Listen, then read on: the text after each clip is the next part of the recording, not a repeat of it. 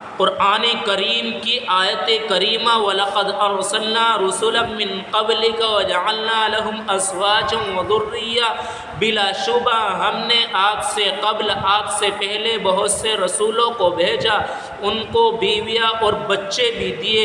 اور ترمذی کی شریف کی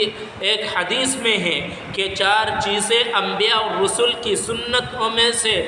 ہیں۔ 1 شرم و حیا، نمبر 2 خوشبو کا استعمال، نمبر 3 مسواک کا استعمال، نمبر 4 نکاح۔ اور فرمایا گیا حدیث پاک میں، یا معشر الشباب من استطاع منکم الباءۃ فلیتزوج فإنہ أبغض للبصر وأحسن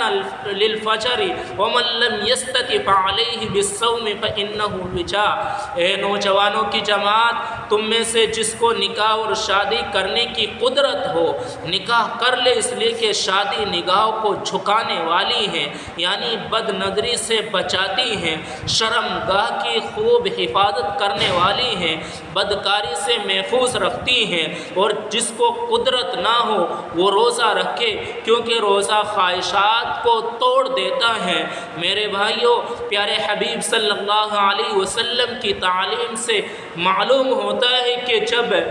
وسعت ہو اور قدرت ہو، جوانوں کو، اے نوجوانوں نکاح کرو، اگر نکاح کرنے کی وسعت نہیں ہے تو روزہ رکھو تاکہ گناہوں سے بچ کر زندگی گزار سکو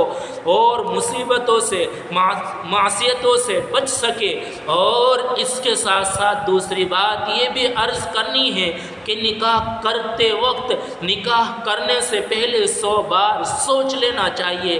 ایک خاندان دوسرے خاندان سے جڑنے والا رشتہ ہے، اس کی لڑکی کے والدین کو دیکھا جائے کہ کتنے نمازی ہیں، کتنے اس خاندان میں حاجی ہیں، کتنے اچھے کام کرنے والے ہیں، کتنے جوا سٹا اور شراب سے دور رہنے والے ہیں، اور کتنی بے حیائی سے بچنے والے ہیں۔ اگر انسانیت ہے، اخلاقیت ہے اور دینداری ہے تو اس وقت میں قدم بڑھایا جائے اور پھر دیکھا جائے کہ لڑکی کے اندر کتنی سمجھ بوجھ ہے، کتنی وہ ماں باپ کی، والدین کی بات کو مانتی ہے، تو اس طریقے سے نکاح کیا جائے تو انشاءاللہ پھر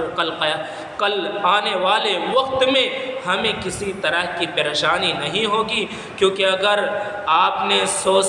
بے سوچے اور سمجھے قدم اٹھا دیا تو میرے بھائیوں کل کو بڑی پریشانی ہوتی ہے۔ روزگار ہے، مکان ہے، دکان ہے، لیکن گھر کی پریشانی، گھر کی ٹینشن، تو اس ٹینشن کو آج دیکھا جائے کہ عدالتوں میں، کچہریوں میں سب سے زیادہ اسی چیز کے مقدمے، طلاق کے اور چھوڑنا اور لڑائی جھگڑا۔ تو میرے بھائیوں اس قدم کو اٹھانے سے پہلے سوچا جائے۔ دوسری بات مجھے یہ عرض کرنی ہے کہ جہیز ایک لعنت ہے، کہ جہیز ایک لعنت کی مانگ انسان کی، کہ اگر کسی کا لڑکا MI ہے تو اس کا دماغ بدرجہ اولا آسمان پر چڑھ جاتا ہے اور اس کے جہیز کی مانگ اور بڑھ جاتی ہے کہ میرا لڑکا MI ہے، +2 کر رکھی ہے، وغیرہ وغیرہ، اور کہ مجھے راجدوت چاہیے، مجھے جہیز میں فلاں چیز چاہیے۔ میرے بھائیوں جیسی اپنی عزت ایسی دوسروں کی عزت، جیسے اپنی بیٹی ایسے ہی دوسروں کی بیٹی۔ کیا آپ اپنے بیٹی کی شادی میں ٹرین دو گے؟ جب یہ خیال ہمارے دل و دماغ میں پیوست ہوگا، اترے گا کہ اللہ تعالیٰ نے جو کچھ دیا ہے مجھے وہ بہت کچھ ہے اور مجھے مال دولت کی ضرورت نہیں ہے، مجھے آپ کی بیٹی چاہیے، تو اللہ تعالیٰ کے پیارے حبیب صلی اللہ علیہ وسلم کی سیرت کو اور چہتی بیٹی کو، حضرت فاطمہ رضی اللہ تعالیٰ عنہ کہ آپ کی چہتی بیٹی لخت جگر نور نظر کا نکاح حضرت علی رضی اللہ وجہ سے کیا جاتا ہے، جبکہ ان کے پاس کوئی اپنا مکان نہیں تھا تو ان کو چکی، مشکیزہ اور چادر اور ایک پلنگ دے کر اپنی